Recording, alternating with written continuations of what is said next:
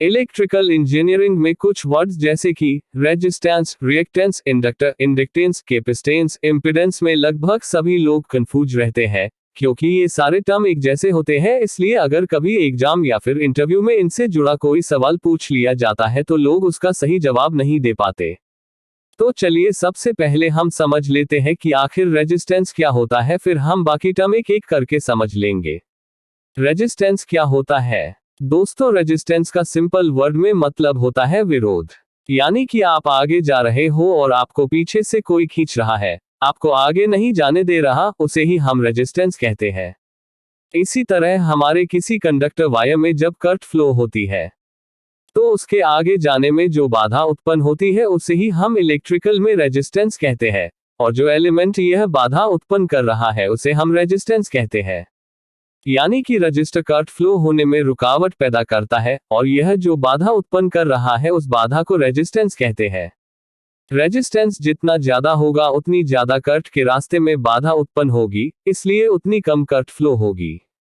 Inductance क्या होता है? दोस्तों, कई बार जब इंटरव्यू में पूछा जाता है कि इंडक्टेंस क्या होता है तो कुछ लोग यह जवाब देते हैं कि जैसे रजिस्टर करंट फ्लो होने में जो रुकावट पैदा कर रहा था उसे हम रेजिस्टेंस कहते हैं, वैसे ही इंडक्टर में जो करंट फ्लो होने में रुकावट पैदा कर रहा है उसे इंडक्टेंस कहते हैं।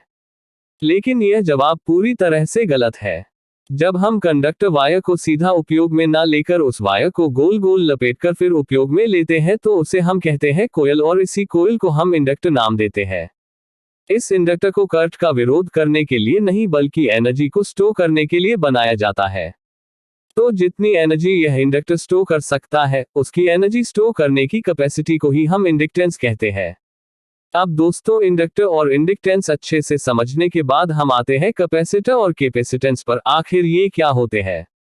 कैपेसिटेंस क्या होता है? दोस्तों, इसका काम भी इंडक्टर की तरह ही एनर्जी को स्टोर करना ही होता है। ये करंट का विरोध करने के लिए नहीं बनाया जाता।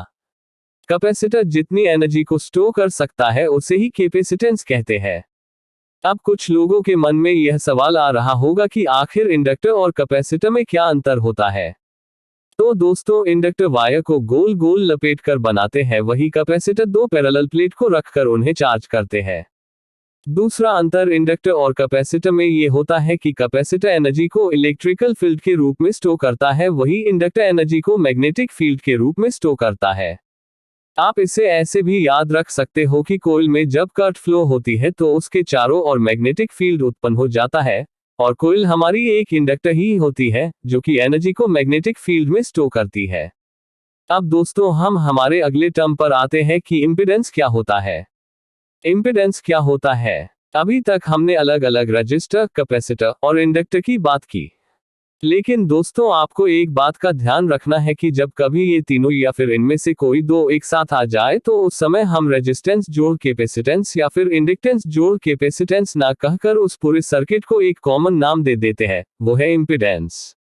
मतलब कि अगर कहीं दो एलिमेंट या फिर तीनों एलिमेंट एक साथ जुड़े हुए हैं तो उस समय हम टोटल इंपीडेंस की बात करते हैं। यानी कि जितने भी एलिमेंट उस सर्किट में जुड़े हुए हैं उनको जोड़कर उसे इंपीडेंस नाम देते हैं। कैपेसिटिव रिएक्टेंस और इंडक्टिव रिएक्टेंस क्या होते हैं?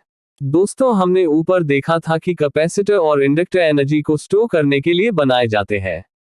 ये करंट फ्लो का विरोध नहीं करते, लेकिन दोस्तों ऐसा प्रैक्टिकली संभव नहीं होता। प्रैक्टिकली लाइफ में जब हम इनका उपयोग करते हैं तो ये थोड़ा बहुत करंट का विरोध करते हैं। कैपेसिटर जितना करंट फ्लो होने में बाधा उत्पन्न करता है उसे हम कैपेसिटिव रिएक्टेंस, और इंडक्टर जितना करंट फ्लो होने में बाधा उत्पन्न करता है उसे हम इंडक्टिव रिएक्टेंस कहते हैं।